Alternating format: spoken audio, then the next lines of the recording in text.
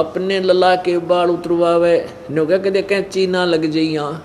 और एक बकरी का बच्चा लेके, वो भी तो बकरी का बच्चा है, वो भी तो किसी का बेटा है बेटी है, जिसका तूने गला कटा दिया अपने बच्चे की जो है ना खैर के लिए, ये कभी नहीं हो सकता। पाप करण से कभी रक्षा नहीं हो सकती, पुण्यों से रक्षा होती है। अब वो बाल कटवा दिए, उन बालों को क्या करते हैं, मंदिर में चढ़ा देते हैं। पुजारी उनको उठा करके एक बोरी में भर लेता है सारे, और श्याम ने कुर्डियां पे घेर दे ठाके। अब वह बाड़ा ने के माँ सिर में मारेगी वह माता, और कौन से वह बैंक में जमा कराने के हैं, वह पुजारी बैंक में जमा कराएगा, उसने बाहर फेंकने हैं। आप क्यों ना काट के अपने घर पे डाल दो, उसने कहीं डालो। उन्हें जाना रद्दी के कुर्डियों पे है, गंध में डालना उन बालों को। तो परमात्मा हमें इस अज्ञान से हटा के तत्व ज्ञान के आधार से सतभक्ति प्रदान करना चाहते हैं, ताकि तुम्हारा कल्याण हो सके। फिर क्या बताते हैं, काचा पाका भोजन बना के माता धोकने गईया, उस माता ऊपर कुत्ता मुते ओ क्यों ना मर गईया, रे भोड़ी सी दुनिया गुरु बिन कैसे सरिया। हमारी दादी जा करती माता दुखवाया करती हमारे से दादी जी, और वो क्या करा करती, ये गुलगुले पूड़े पाड़े बनवा लिए, दलिया बनवा लिया मीठा, और नो कहती है जल्दी करे। मेरी चाची ताइया ने कहती जल्दी बना, कितनी देर ला दी तने। वो नो कहती वह पक्या अच्छी तरह ना बनाने बोली, बना देने काचा पाका जल्दी करे, वारो है फिर खेत में जाना है। तो दादी ने बेरा था कुत्ते ने खाना है और माता कौन सी खाओगी, पर डरते वह परंपरा पड़ रही थी। वो ले जाते काचा पाका बनाकर वहाँ माता के उस पर डाल देते। वो माता कितनी थी, एक तो माता वो थी जो गुड़गामे वाली, उसी का प्रारूप है कि बार बार वहाँ ना जाना पड़ेगा। अपने किसी खेत में या घर में 4 ईंट ला के ऐसे और छोटी सी मंडी बना लेते थे, या कहीं बाहर एक कॉमन स्थान पर एक गांव के अंदर बना देते थे बनी में।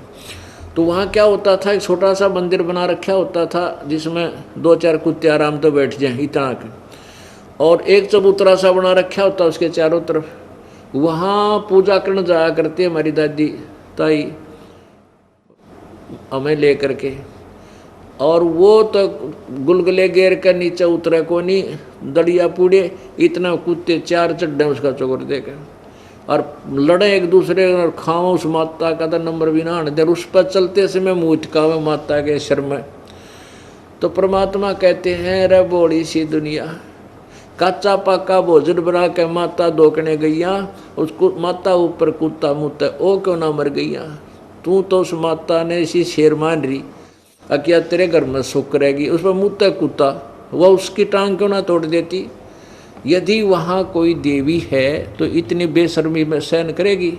अब बुढ़िया की चोटी में कुत्ता मुँहते 2 मारा मोगरे ठाक है, वह जीवित है, और वो उस जिसने तुम माता मान रही, जिस तक खैर मांगने जा, हर हुआ चसकती भी कोई ना, देखी सी आंख बंद हो रही थी। ये मेरे दाता जीवित बाप के लट्ठम लट्ठा और मुँह गंग पुचैया, जब आवे आसुज का महीना, वो कौआ बाप बनाइया, रे भोड़ी सी दुनिया गुरु बिन कैसे सरिया। ओहो, अब पिताजी जीवित हैं, उनकी सेवा करो, हैं उनकी आज्ञा का पालन करो, ताकि वो खुश हों तुम्हारे से। जब पिताजी भेजेगा इशार पावेगा जींद बा लड़का, हैं फिर वो उसको जले जा उसका खून, तू वहाँ क्यों नहीं गया, तने यूँ नहीं करा, तने के पड़ी, माफ़ कर लूँगा। यानी जीव जब इतने तो बाप की एक नहीं माने हैं, उसके साथ खस्से जागा, सारी उल्टी सुल्टी बात करेगा, और मरने के बाद फिर कुल के लोग इकट्ठे करके न्यों तेरे पिता की गति करा का गंगा में, गंगा मस्ती गेर का ना, तेरे बाप की मुक्ति नहीं होगी। क्योंकि जीवित बाप गिर तो लट्ठम लट्ठा और मुँह गंग पुचैया, और फिर आवे आसुज का महीना, फिर कौआ बाप बनैया, रे बोड़ी सी दुनिया। अब क्या बताते हैं, नर से तीतू पशुआ की जय गद्दा बैल बनाई, ये 56 भोग कहाँ मन बोरे कहीं कुरडी चरने जाई। प्रेत शिला पर जा बिराजे पितरों पिंड भराई, बहुर श्राद्ध खान को आए काग भये कल माही। अब क्या करते हैं, श्राद्धों का मौसम, युवासुज का महीना चला गया कनागतों का, जिसमें श्राद्ध निकाले जाते हैं। 16 दिन सेलेक्ट कर रखे हैं।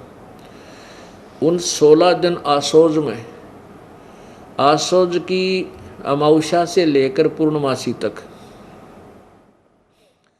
ये 16 दिन सेलेक्ट कर रखे हैं। और जिस दिन भी कोई पिताजी की मृत्यु हुई है, भाई प्रथमा को, द्वितीया को, तृतीया को, चतुर्थी को या पांचम, छठ को, आठम को, जिस दिन भी, तो इन 16 दिनों के अंदर उसी दिन उस पिता के श्राद्ध निकाल दो, तो क्या हो जाएगा कि पिता की गति हो जाएगी। पहले तो पिंड भरवावें कि इसका गया में जाकर पिंड भरवा का हो ताकि इसकी गति हो जाए, पिंड भरवा दिया। फिर कहीं श्राद्ध निकालो, प्रेत शिला पर जा बिराजे पितरों पिंड भराई, न्यों कहे पितर के पिंड भरा दिए, ई वो प्रेत शिला पर चला गया। बता के कला टूट गया, भूत है तो भूत ही तो रहा, प्रेत शिला पर बैठ गया। फिर क्या कहते हैं कि आसुज के महीने में जब श्राद्ध निकालते हैं, उसका एक दिन वो गुरुजी आएगा, बढ़िया खीर हलवा पूरी बनवाएगा और बनवा के सबसे पहले छत पर रखेगा और कहेगा देखना ऊपर रख दो। अब तो रखते ही कौवा आवेगा और कौवा उसको उनके मोहन भोग को खाएगा। तो फिर गुरुजी क्या कहेगा, अगर देख लग गया तेरे पिता को भोग, के बेरा हो सकता कौवा ही बन गया हो। अरे तेरा गजब हो। अब कहाँ से पिता की गति कराने लगे थे, पहले अस्थि उठाओ पिता की गति हो गया, गंगा में डाल काओ, फिर 13वीं बनाओ, 13वीं करो, किस लिए पिता की गति हो जाएगी, फिर महीना करो, फिर 6 माही करो और फिर वर्षी करो, किस लिए, पिता की गति करने के लिए। और फिर पिंड भरवाओ, फिर श्राद्ध निकालो, किस लिए, पिता की गति करने के। अरे वो पिता कौवा बना दिया कि हो सकता तेरा पिता कौवा बन गया हो, देख लाग गया ना भोग, और हम राजी होते हो ठीक है, कौवे ने भोग लगा दिया, पिताजी ने भोग लग गया। अरे तेरा गजब भैया।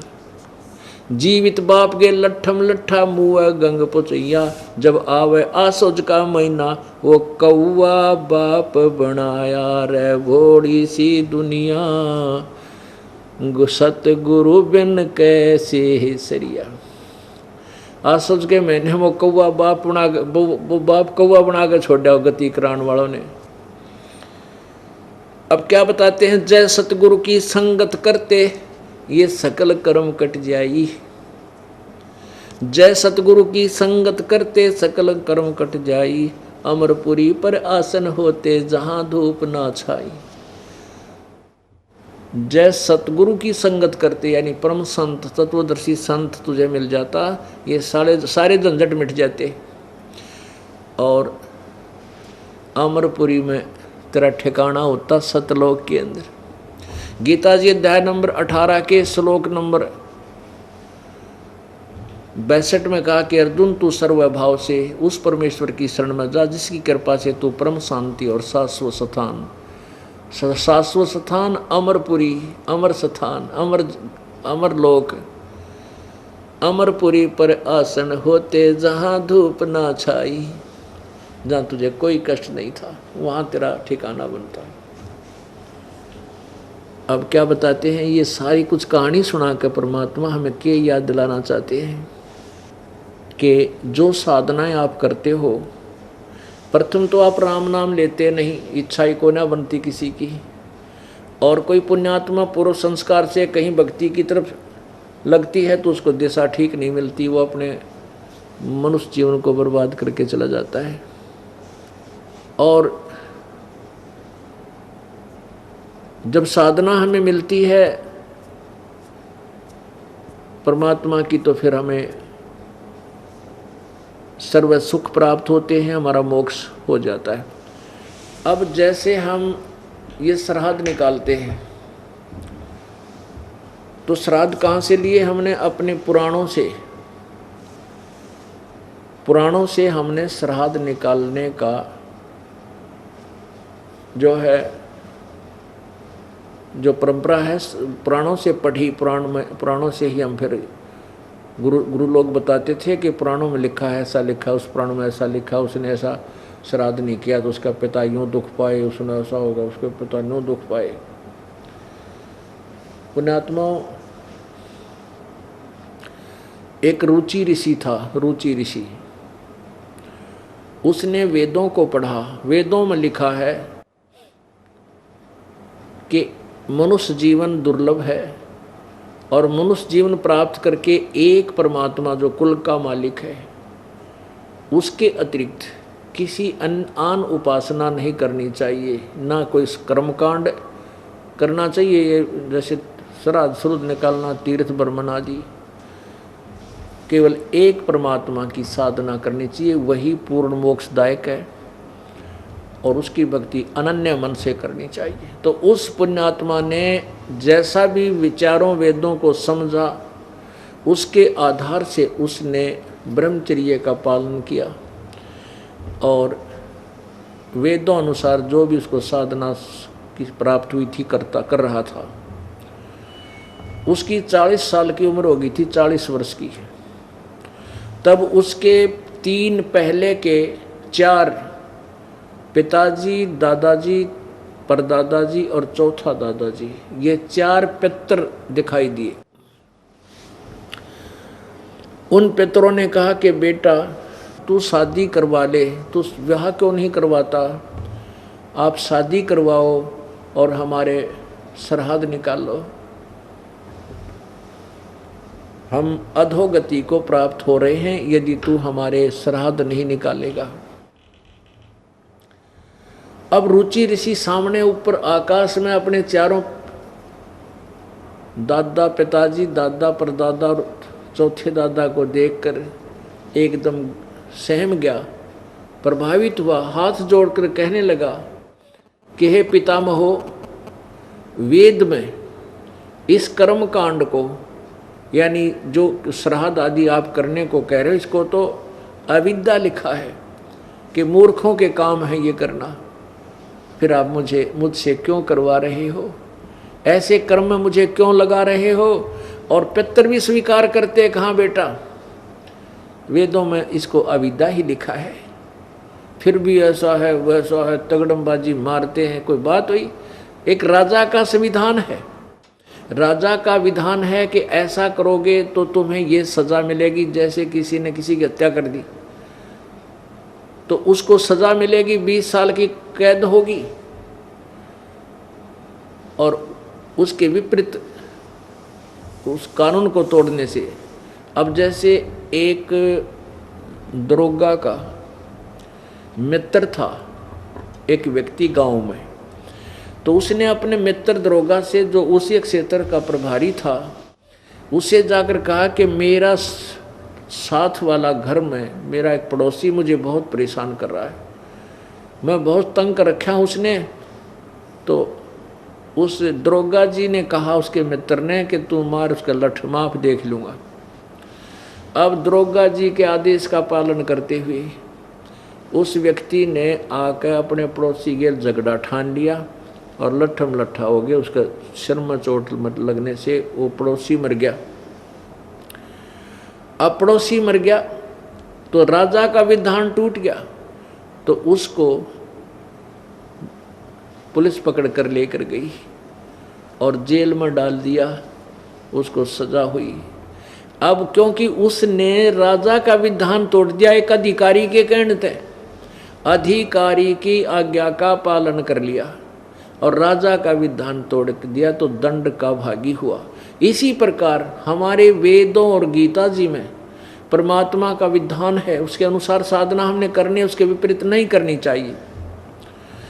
यदि उसके विपरीत कोई देव है, चाहे ब्रह्मा है, चाहे विष्णु है, चाहे शिव है, या कोई और ऋषि है, महर्षि है, कोई आज्ञा करता है उस परमात्मा के विधान के विपरीत कोई साधना करने को, तो वो शास्त्र विधि विरुद्ध साधना है।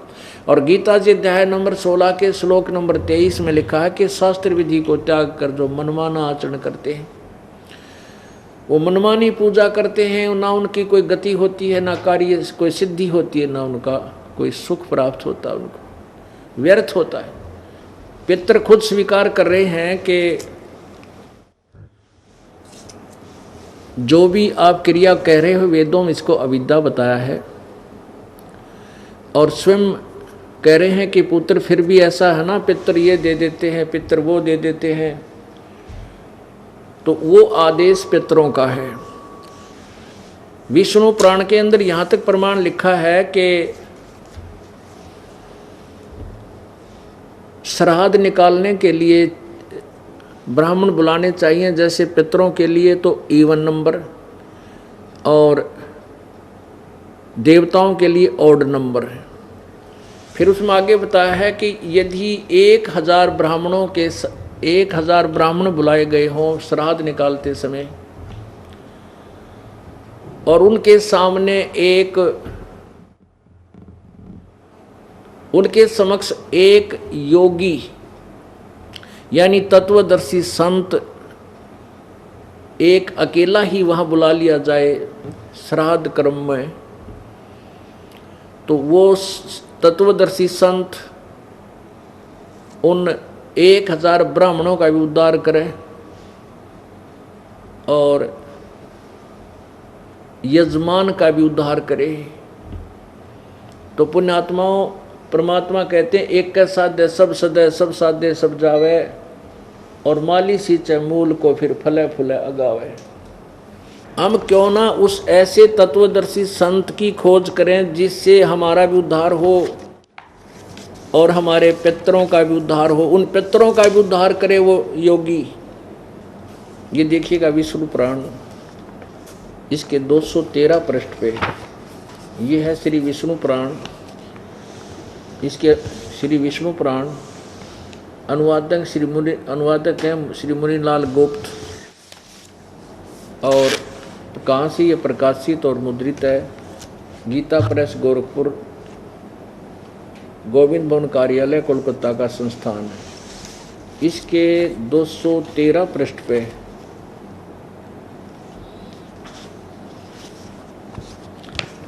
ये देखिएगा, पृष्ठ नंबर 213 और तृतीय अंश, अध्याय नंबर 15 और 16, ये 16 में है।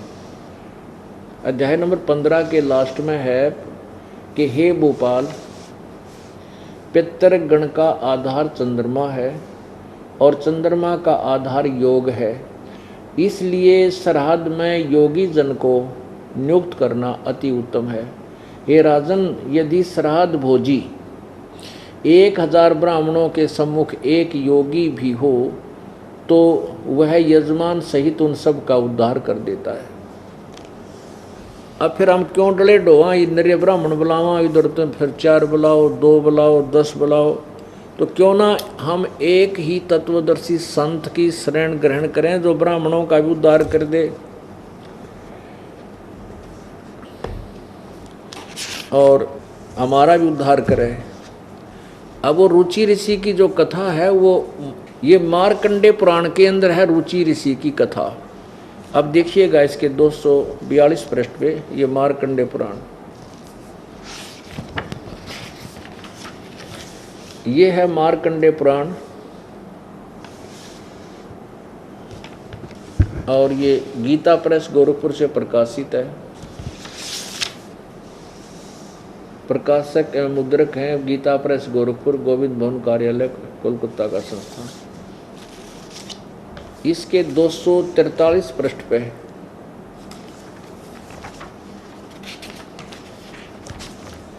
ये देखिएगा 242 पृष्ठ से प्रारंभ होता है संक्षिप्त मार्कंडे पुराण।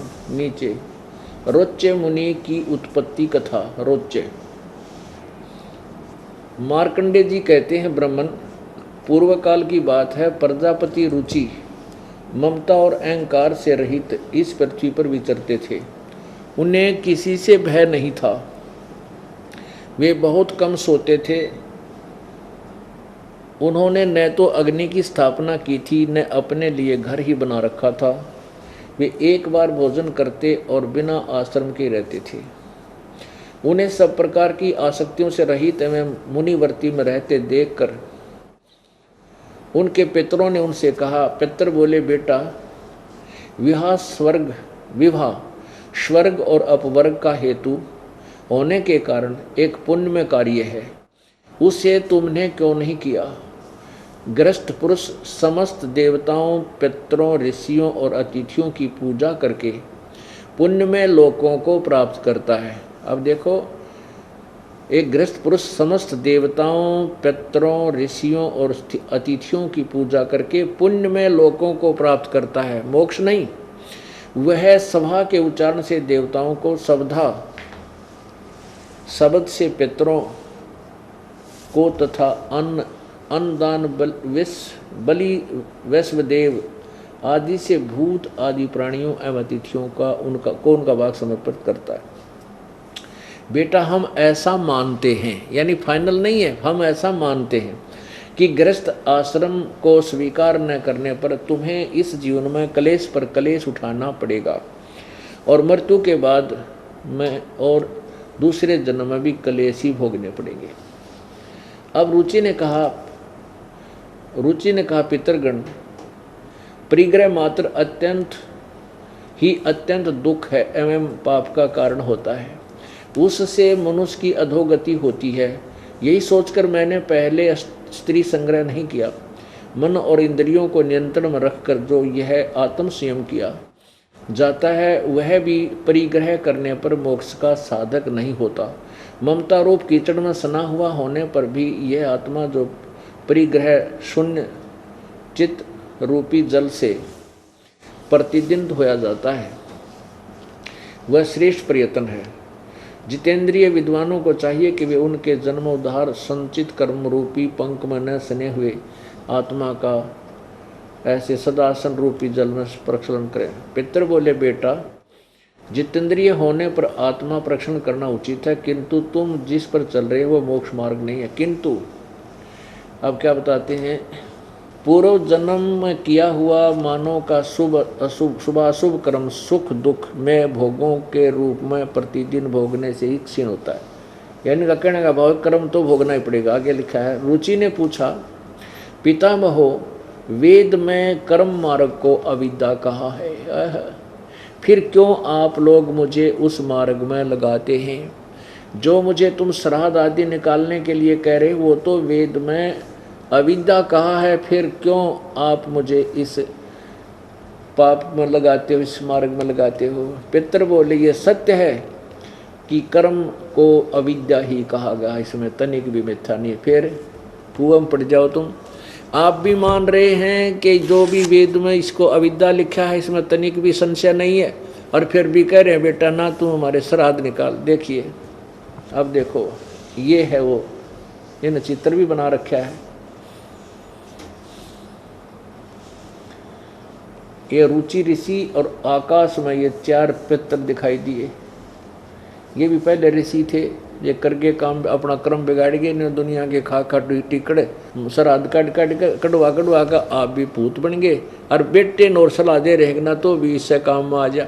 जबकि गीता जी अध्याय नंबर 9 के श्लोक नंबर 25 में लिखा है कि भूत पूजनीय भूत बनेंगे, पितरों को पूजने वाले पितर बनेंगे, और देवताओं के पूजने वाले देवताओं को प्राप्त होंगे, मेरे पूजने वाले मुझे प्राप्त होंगे। अब पितर पूजने वाले पितर बनेंगे, ये 4 पितर बन गए। वही क्रिया इनके दिमाग में गूंज रही थी, घूम रही थी, उसी को सत्य मान रहे थे। अपने पुत्र को भी उसी नरक में डालने की चेष्टा कर रहे हैं। आगे देखा, ये 244 पृष्ठ पे रुचि ने कहा, पितरो, अब तो मैं बूढ़ा हो गया, भला मुझको कौन स्त्री देगा? इसके सिवा मुझ जैसे दरिद्र के लिए स्त्री को रखना बहुत कठिन कार्य है। पितर बोले, वत्स, यदि हमारी बात नहीं मानेगा तो हम लोगों का पतन हो जाएगा और हमारी भी अधोगति होगी। तेरा गजब भैया, अरे भूत बन रे इस तागौर के गति अधोगति होगी तुम्हारी आखिर हो रही यार, फिर भी नो क्या हमारे श्राद्ध निकाल दे। अब परमात्मा अपनी अमृतवाणी बताते हैं, गुरुआ गांव बिगाड़े संतो गुरुआ गांव बिगाड़े, ऐसे कर्म जीव कहला दिए ईब झड़े ना जाड़े। अब इनको कोई समझावे कि भाई ये काम ना करो, ये पत्थर मत श्राद्ध मत निकालो, तो कति नहीं मानती बोली आत्मा। नो कह देख हम अपने पिताजी के लिए ये भी नहीं कर सकते। रे भले आदमी हो, जब आपके माता या पिता जीवित थे वो दिन में 2 बार तो कम से कम आहार करते थे, और अब मरने के बाद एक तरफ तो कहो वे भूखे रहते हैं इसलिए उनको आहार कराना चाहिए हैं, और वो जो 1 वर्ष में 1 दिन छठ या सातम ने श्राद्ध निकाल दिया, तो इससे सिद्ध हो गया कि तुम्हारे पिताजी तृप्त हो गए, 1 वर्ष के लिए छक गए वे। या भी अकल मार रखी हमारी। रे 1 दिन में श्राद्ध करने से क्या तेरे पिताजी का पेट भर गया? यदि तेरा पिता कौवा बन गया तो प्रतिदिन 2 रोटी तोड़ के और ऊपर छत पर रख छोटे टुकड़े बना के, तेरा पिता कौवा तो बनवा दिया इन्होंने, कम से कम उसका पेट तो भरा रहे। डेली डाल 2-4 रोटी, चिड़िया बन रहा हो चिड़िया खा लेगा, हैं भाई कोई काबर बन गया काबर बन के खा लेगा, कोई कीड़ी बन गया होगा कीड़ी का मुंह पड़ जाएगा। ये कैसे होगा कि तेरा पिताजी स्वर्ग में है और वहाँ उसको आहार नहीं मिल रहा? पितरों को स्वर्ग में कौन जान देगा, वह पितरलोक अलग होता है। तो क्या बताते हैं, गुरुआ गांव बिगाड़े संतो गुरुआ गांव बिगाड़े, ऐसे कर्म जीव कहला दिए ईब झड़े ना जाड़े। नर से तीतू पशुआ की जय गद्दा बैल बनाई, जैसे पिंड भरवाते हैं, और पिंड भरवाने से क्या होता है, भूत जूनी छूट गई और गद्दा बन गया। बता के मुक्ति करवा दी। भूत जूनी वहां छूटे है पिंड पर दान करंत, दास गरीब जिंदा कह नो मिले नहीं भगवंत। पिंड पर भरवाने ते भगवान नहीं मिलता, उसकी भूत जुनी छूट गई, पिंड भरवा दिया तो क्या बनया, वो गद्दा बन गया। फिर क्या मोक्ष करा दिया। तो क्या कहते हैं कि हमने दुख सेद्या करता हमारा पीछा छूट गया। वो पिताजी भूत बन के पितर बन के दुखी करा करता, पिंड भरवा दिया तो उसको पीछा छूट गया, वो गद्दा बन गया।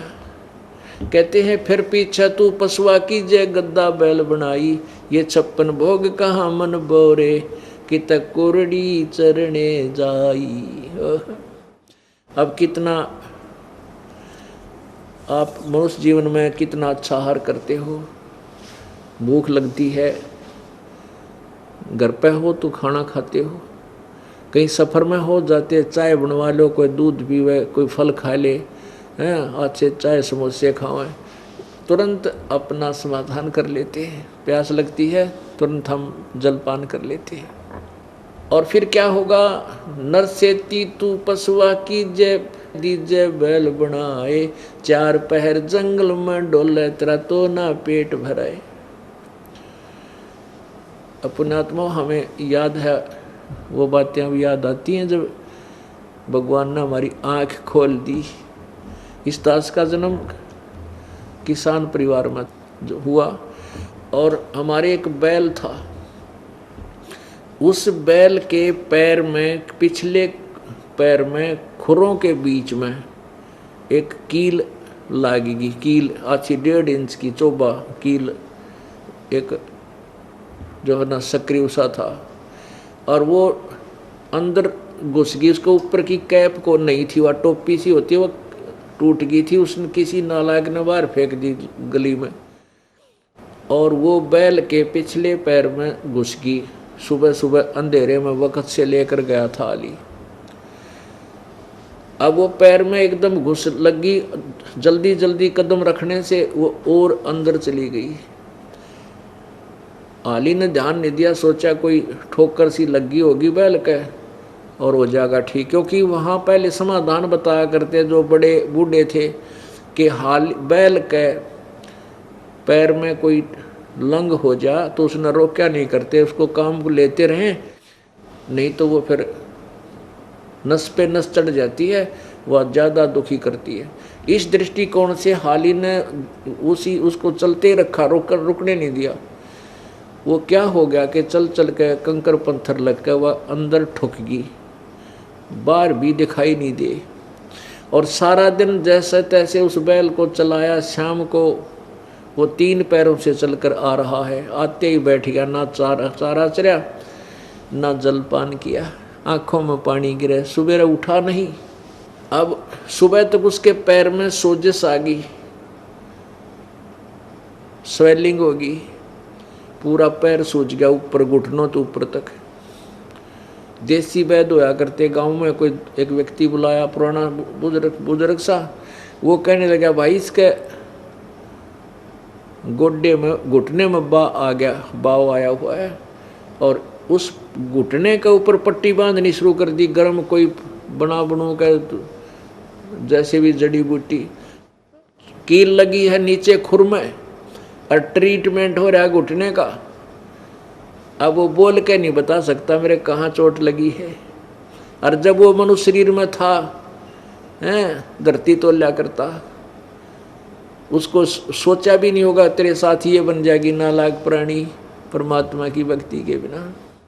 1 महीने के बाद वो वैसे खुर देख लिए थे पहले, हाथ उठ मार के हमारे घर वालों ने भी, उस देसी वैद्य ने भी, लेकिन वो कील अंदर घुसी हुई थी, निशान भी नहीं था। पीड़ा इतनी जबरदस्त कि बैल ना चारा चरे ना जल पीवे।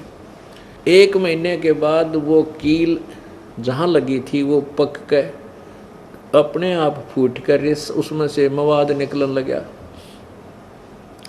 फिर देखा एक बुलाया व्यक्ति, एक चिमटी सी ले रहा था वो नकचुंडी, उसके साथ सुने खुरच कर वो देखा, वो पकड़ के खींची, अरे तरह गजब वही हो, या कील लगी थी बैल के पैर में। फिर वो बैल चारा चरण लगा, धीरे धीरे स्वस्थ हुआ। पुण्यात्माओं, अब ना तो ये बता सका मेरे कहाँ पीड़ा है, पीड़ा हो रही, पीड़ा थी खुरों के बीच में, पैर में, और इलाज घुटने का, पट्टी वहाँ करने लग रही।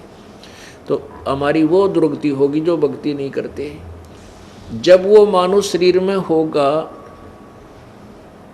तो कैसा आहार करता था, 56 भोग, कदे खीर बना लो, आज हलवा बना लो, 2 सब्जी बनाकर खाता था। और अब क्या खाता है,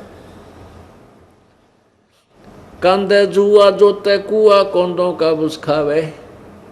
पहले क्या करते थे कि बैल को एक रहट में जोड़ देते थे, रहट होता है सिंचाई करने के लिए, कुएं से जल निकालते थे, और उस कुएं वाले एक कोल्लू की तरह बैल जोत दिया जाता था, वो चलता रहता, पानी खेतों में जाता रहता। तो उसको सुबह जोत देते थे, दोपहर को 1 घंटा रेस्ट देते थे, उसके लिए सूखा आहार, तूड़ा भूस, जौ का भूस इतना बेकार होता है, उसको पशु खाता नहीं। पहले गेहूँ नहीं होते थे, बहुत कम होते थे, ऐसे ही जौ वगैरह हो जाते थे, तो उसके भूस को तो खाते समय उसके वो होते कांटे से होया करे, तुस बोलते हैं उनको, और वो खावर उसके मुंह में फंसा, और वो आँखा में का पानी पड़ा, लेकिन भूख लग रही, वो खाना पड़ता था। तो वो दुर्गति नारी सुबह हाली क्या करता है, सुबह जोड़ देता बैल में, बैल को 2 पैर को जल पिलाता है, फिर सारा दिन काम लेता है, शाम को चलते समय 1 बार जल पिलाया करते थे, चाहे उसने प्यास लगो चाहे भूखा मरो। अब वो बोल के नहीं बता सकता, ना कोई अग्रम अग्रम कर सकता। अब तो आप आते हो सत्संग में, आधे तो लटके ले रहे होंगे, नो लटके बैठे बैठे भी, और भूल जाते हो कि पशु बन जाने के बाद कोई नहीं बैठने देगा, कड़ में लठ लगेगा और हाथ में रस्सा होगा दड़ी के, उस बैल बन के। तो इन दुखों को याद करके घना डरना पड़ेगा, अपने बहुत ज़्यादा भय बनाना पड़ेगा। ये सब ज्ञान सुनाने का उद्देश्य है कि सच्चाई से परिचित हो, और सच्चाई से परिचित होकर आपके दिल में डर बने और भय बिन भक्ति नहीं हो सकती। एक व्यक्ति क्या कह रहा था, जो भगवान से दूर होते हैं, ऐसे चर्चा चलती थी, तो एक कहने लगा ये तो ना वैसे डराने के लिए कह रखा है, बोल रखी है वाणियाँ।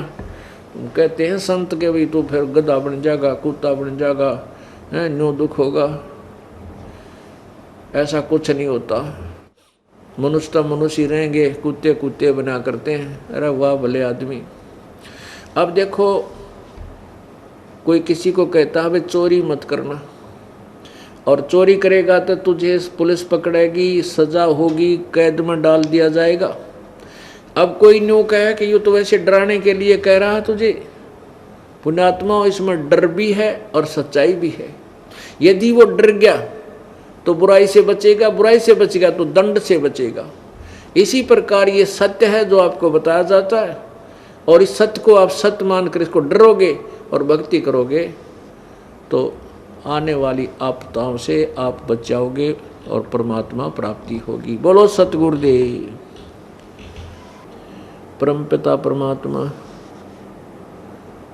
कबीर देव, कबीर प्रभु, अल्लाह, कबीर,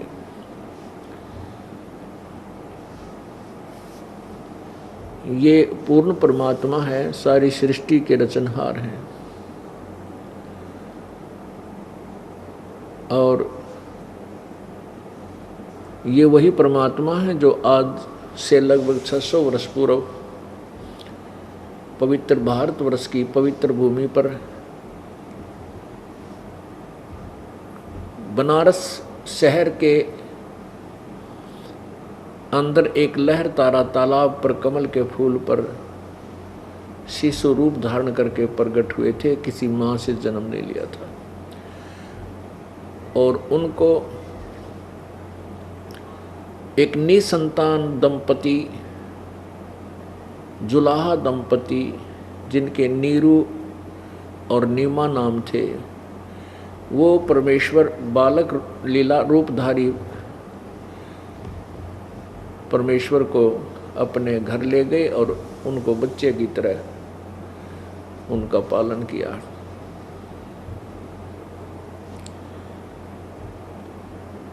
पुण्यात्माओं कई शंकाएं हो जाती हैं कि एक तरफ तो हम भगवान परमेश्वर कबीर देव को सबका पालनहार कहते हैं, और फिर उनका पालन किया एक जुलाहे ने।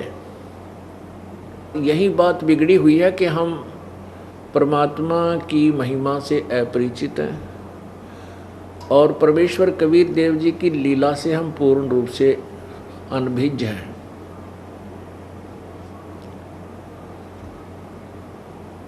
कबीर परमेश्वर जी बालक रूप में जब 25 दिन के हो गए, और 25 दिन तक उन्होंने कुछ भी आहार नहीं किया।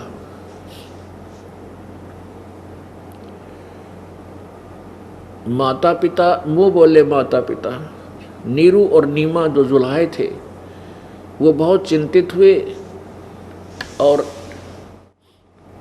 भक्तमती नीमा का विशेष प्रेम, विशेष लगाव, पुत्रवत, पुत्र की तरह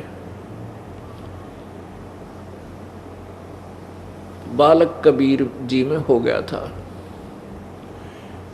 और नीमा ये कह रही थी, मन मन में सोच रही थी कि 25 दिन हो गए मेरे बच्चे ने कुछ आहार किया नहीं, अब ये मरेगा और साथ मैं भी मरूंगी, क्योंकि मैं इस बच्चे बिना जीवित नहीं रह सकती। पहले तो संतान के अभाव में दुखी थी, इतने वर्ष शादी को हो गए थे, बहुत वर्ष 15-20 वर्ष कोई संतान हुई नहीं थी। अब परमात्मा ने छप्पर पाड़ा था, कमल के फूल पर बालक मिला।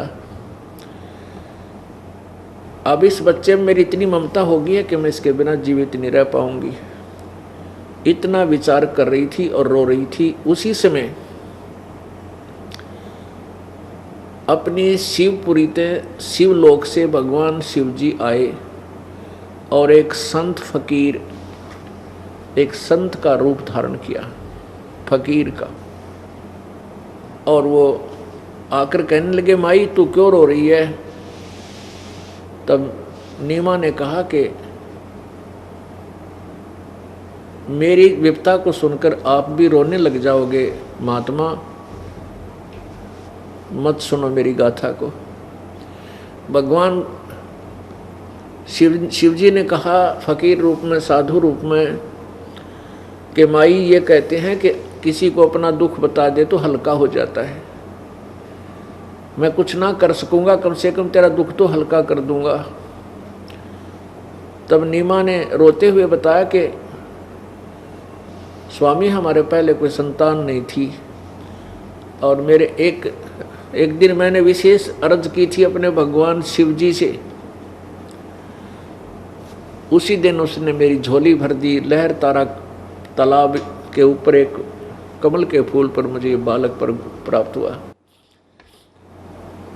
अब कारण क्या था कि वो मुसलमान दुल्हे थे नीरू और नीमा, और फिर भी भगवान शिव को विशेष रूप से पूजती थी वो नीमा, नीरू और नीमा अंदर ही अंदर, क्योंकि कुछ ही वर्ष पहले उनको हिंदुओं से मुसलमान बनाया गया था। नीरू और नीमा इनके नाम थे। नीरू का नाम था गौरी शंकर और नीमा का नाम था सरस्वती। ये दोनों ब्राह्मण थे और भगवान शिव के बहुत ही अच्छे श्रद्धालु भक्त थे। शिव पुराण की कथा करते थे और निस्वार्थ करते थे, कोई विशेष पाखंड आडंबर नहीं करते थे। जो स्वेच्छा से कोई दान कर जाता था उससे उनका निर्वाह चल रहा था, और जो पैसा बच जाता था उसको फिर ये धर्म पुण्य में लगा देते थे, संग्रह संचन नहीं करते थे। जिस कारण से आसपास की उस क्षेत्र में, कॉलोनी में अन्य जो नकली ब्राह्मण थे, स्वार्थी थे, जो पैसे के लिए ही सारा कुछ दुनिया को गुमराह करते थे, श्राद्ध श्रुद्ध निकलवाते थे, पिंड भरवाते थे, वो उनकी महिमा घटती जा रही थी और गौरी शंकर और सरस्वती की महिमा उस कॉलोनी में बढ़ रही थी। तो वो ब्राह्मण, हिंदू ब्राह्मण उनसे ईर्ष्या रखते थे। उधर से मुसलमान दाव लगाए रहते थे कि हिंदुओं को मुसलमान बनाया जाए। जब उन मुसलमानों को ये पता लगा, काजी पीरों को, कि इस गौरी शंकर और सरस्वती का कोई ब्राह्मण साथी नहीं है, तो उन्होंने जबरदस्ती उनको मुसलमान बना दिया था। और जो स्वार्थी ब्राह्मण थे उन्होंने डंडोरा पीट दिया था कि ये मुसलमान बन गए हैं, इनको जाति से निकाल दिया है, इनका गंगा में स्नान करना बंद है, इनसे कोई हिंदू संबंध ना रखे। तो उसके बाद उन्होंने क्या सोचा कि अब क्या कार्य करें। पहले तो पूजा जो आती थी उससे निर्वाह हो रहा था, कथा करके जो पैसा आता था। तब उन्होंने विचार विमर्श करके जुलाहे का काम शुरू कर दिया था 10-15 वर्ष पहले, यानी परमात्मा प्राप्ति से 10-15 वर्ष पहले, जब वो मुसलमान बना दिए गए थे। अब वो जुलाहे का कार्य करने से जुलाहा कहलाए, लेकिन हृदय से परमात्मा यानी भगवान शिव जी की चाह न्यों की न्यों बनी हुई थी। ऊपर दिखावा नहीं करते थे पर अंदर से उसी की साधना करते थे। इसलिए भगवान शिव जी कहते हैं, जो जाकी शरणा बसे ताको ताकी लाज, और जल सोही मछली चढ़ जाइए बह जाते गजराज। पुणात्माओं, जो व्यक्ति जिस भी देव की, जिस भी प्रभु की साधना करता है, उसके आश्रित है, वो उसको दिल खोल कर राहत देता है जितनी उसकी समर्थता है। जो जाकी शरणा बसे ताको ताकी लाज, और जल सो ही मछली चढ़ जाए वो बह जाते गजराज। अब जैसे जल और मछली का जल से विशेष प्रेम होता है, पूर्ण रूप से आश्रित होती है, तो जल भी उस अपने आश्रित मछली को स्वतंत्रता दे देता है, पूरी छूट दे देता है। अब जैसे ऊपर से जल गिर रहा हो नीचे 20-30 फुट, और वहाँ से पानी गिरकर ऐसे इतना तेज फाल होता है कि गजराज बोलते हैं हाथियों के राजा, बहुत तगड़े हाथी को भी बहा ले जावे, वो इतना तेज बहाव होता है ऊपर से गिर रहे पानी का।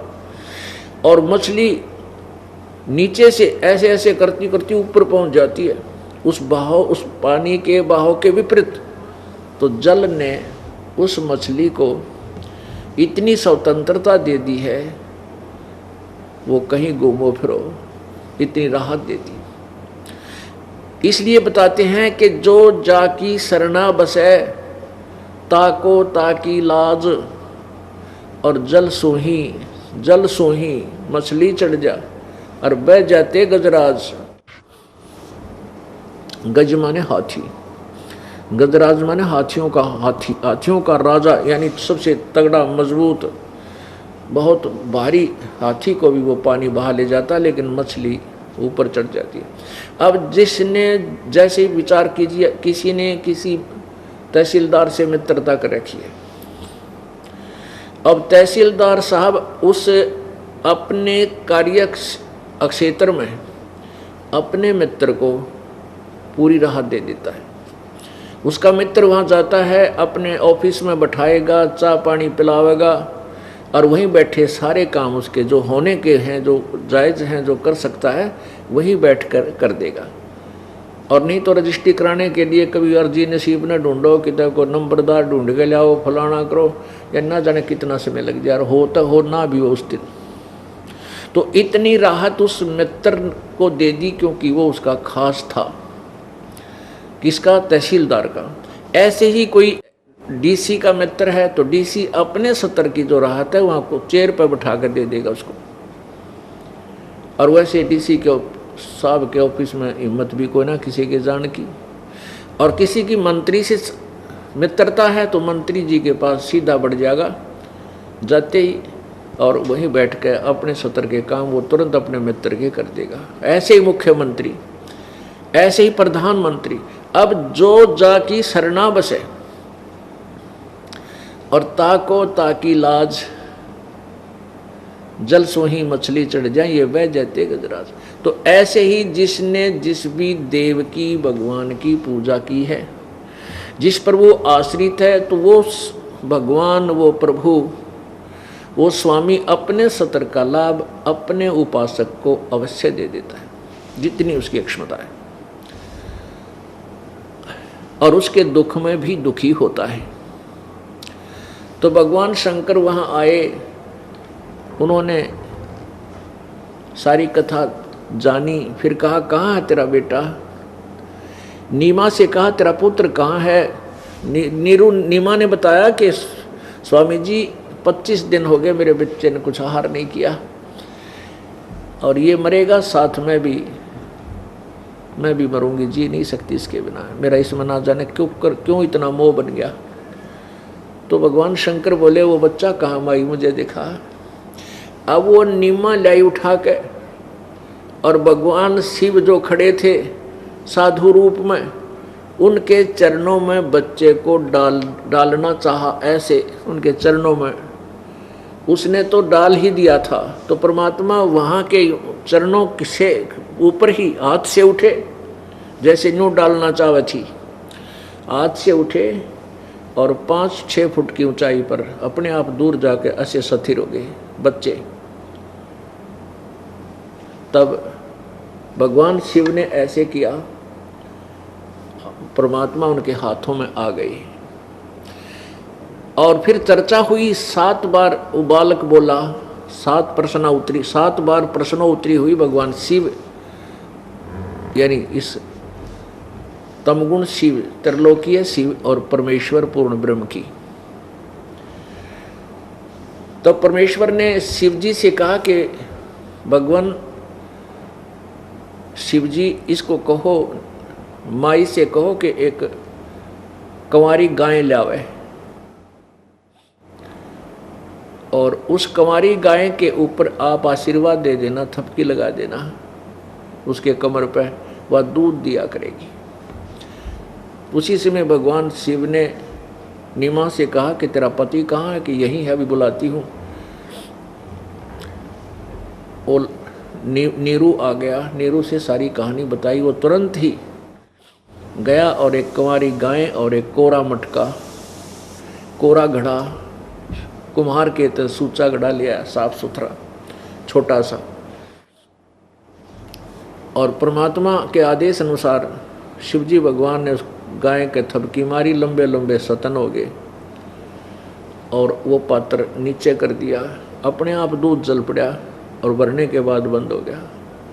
तब परमेश्वर ने कहा कि अब प्रतिदिन दूध दिया करेगी और भगत जी से कह दो नीरू को कि थपकी मारे और दूध निकाल लिया करेगा। ऐसा ही होने लग गया। अब करे करावे साइया मन में लहर उठा, दादू सिरदर जीव के वो आप बगल हो जाए। परमात्मा महिमा का भूखा नहीं है, क्योंकि वो महिमा से परिपूर्ण है। अब परमेश्वर ने शिवजी को ये महिमा दे दी और वो नीमा ये सोच रहे हैं नीरू और नीमा कि ये महात्मा बड़ा शक्तिशाली सिद्ध पुरुष है, जिसकी कृपा से मेरा बच्चा इतने ऊपर खड़ा रहा और इसकी कृपा से गाय ने दूध दे दिया। अब इतना कुछ करके शिवजी अंतर्ध्यान हो गए, चले गए। अब क्या था, नीरू और नीमा। नीमा तो पहले तो मिलकर कपड़ा बुना करते थे, दोनों मिलकर कपड़ा बुनते थे जब गुजारा होता था। अब नीमा क्या करती है, बच्चे के लिपटी रहती है, वो कुछ काम नहीं करती। नीरू अकेला कपड़ा बुनता था। फिर वो गाय और आगी एक गऊ, फिर उसकी गाय का चारा लाना, उसको काटना, संभालना, यो काम और बढ़ गया नीरू का। तो क्या हुआ कि उनका आहार निर्वाह चलना मुश्किल हो गया, बहुत ही मुश्किल हो गया। खाना भी एक आधी बार वो खा नहीं पाते थे, भूखे सो जाते थे माता पिता, वो दोनों नीरू और नीमा। तब परमेश्वर ने जब दोनों को रोते हुए देखा तो कहा कि माई रो मत, ऐसे आकाशवाणी रो मत। और ऐसे बच्चे ने लीला की, पैर उछाला, पैर के साथ जो कपड़ा नीचे बिछा रखा था वो कपड़ा उठ गया ऊपर ने। नीमा निकटाई के कौन बोला ये, तो देखा निकट आके, क्या देखा कि उस कपड़े जो उल्टा हुआ था कपड़ा का कोना, उसके नीचे एक सोने की असरफी थी। अब परमेश्वर ने वो कहा कि माई ये प्रतिदिन एक असरफी मिलेगी तुम्हें, किसी को बताना नहीं है। जिस दिन तुम किसी को बता दोगे ये तुम्हें प्राप्त होना बंद हो जाएगी। और इसको अपना जितना तुम्हें आहार चाहिए आहार के लिए रखो, बाकी धर्म में लगाते रहना। अब नीमा ने अपने पति से बताया, ये बालक क्या, ये तो कोई भगवान बच्चा आ गया हमारे घर में, कोई देवता ने जन्म, देवता ही अवतरित है कि ऐसे ऐसे हुआ। कहने का भाव है ये है कि उनका गुजारा शुरू हो गया। और कुछ वर्षों के बाद उसने नीमा ने अपनी एक पड़ोसन से जिक्र कर दिया कि ऐसे ऐसे हमारा ऐसा बेटा पैदा हुआ है और देख हमारे प्रतिदिन एक असरफी सोने की आती है। अगले दिन असरफी नहीं मिली। तब तक परमात्मा कबीर जी छोटी ही आयु में, 5 वर्ष की आयु में कपड़ा बुनने लगे थे, अपने पिता का सहयोग देने लगे थे। कहने का भाव ये है कि पुण्यात्माओं, जैसे ये दास पहले भी आपको बताता रहता था, यही कथाएं परमात्मा की महिमा में 600 वर्ष पहले लिखी हुई थी। और अब इन वेदों ने सेकंड कर दिया, समर्थन दे दिया कि सचमुच जब वो परमेश्वर शिशु रूप धार कर यहाँ आता है, उसकी परमेश्वर की परवरिश की लीला कुंवारी गायों से होती है। ये वेदों का के अंदर जो प्रमाण है ये दास ने बहुत वर्षों बाद देखे और ज्यों के त्यों मिले। तो इससे परमेश्वर की पहचान होगी हमें कि सचमुच ये काशी में जो दानक रूप से आए थे परमात्मा, ये वो पूर्ण परमात्मा है, सारी सृष्टि के रचनहार। अब हम क्या कहेंगे कि नीमा ने कबीर परमेश्वर की परवरिश की या कबीर परमेश्वर ने नीरू और नीमा की? कुंवारी गाय ने दूध दिया, पूरा परिवार पिया करता था, सतलोक से दूध आया करता उस पवित्र पशु गाय के अंदर, और वो स्वर्ण सर्फी सतलोक से आती थी प्रतिदिन, जिससे उनका निर्वाह चलता था। सारे ब्रह्मांडों का पालनहार वो कबीर परमेश्वर है। पवित्र गीता जी अध्याय नंबर 15 के श्लोक नंबर 16 और 17 में स्पष्ट किया कि दो भगवान प्रसिद्ध हैं, एक तो क्षर पुरुष, एक अक्षर पुरुष। क्षर पुरुष ब्रह्म को कहते हैं, अक्षर पुरुष पर ब्रह्म को कहते हैं। और इन दोनों के लोकों में जितने प्राणियों के स्थूल शरीर हैं ये सबके नाशवान हैं, इनके भी नाशवान है, भगवानों के भी। जीवात्मा अमर है। उत्तम पुरुषत्व ने 15वें अध्याय के 17वें श्लोक में कहा कि वास्तव में श्रेष्ठ भगवान तो कोई और है जिसको परमात्मा कहा जाता है, और वही तीनों लोकों में प्रवेश करके सबका धारण पोषण करता है। गीता जी अध्याय नंबर 15 के श्लोक नंबर 1 से 4 में स्पष्ट किया है कि ऊपर को जड़, नीचे को तीनों गुण रूपी शाखा, रजगुण ब्रह्मा, सतगुण विष्णु, तम गुण शिव जी रूपी शाखा वाला उल्टा लटका हुआ संसार रूपी वृक्ष है। तो पुण्यात्माओं, वृक्ष को आहार जड़ से मिलता है, मूल से मिलता है, और मूल से आहार तना में जाता है। तना अक्षर पुरुष है, ये परब्रह्म है। फिर उसके बाद डार में जाता है, डार ये क्षर पुरुष यानी ब्रह्म है, ज्योति निरंजन 21 ब्रह्मांड का स्वामी। और डार से फिर शाखाओं में जाता है,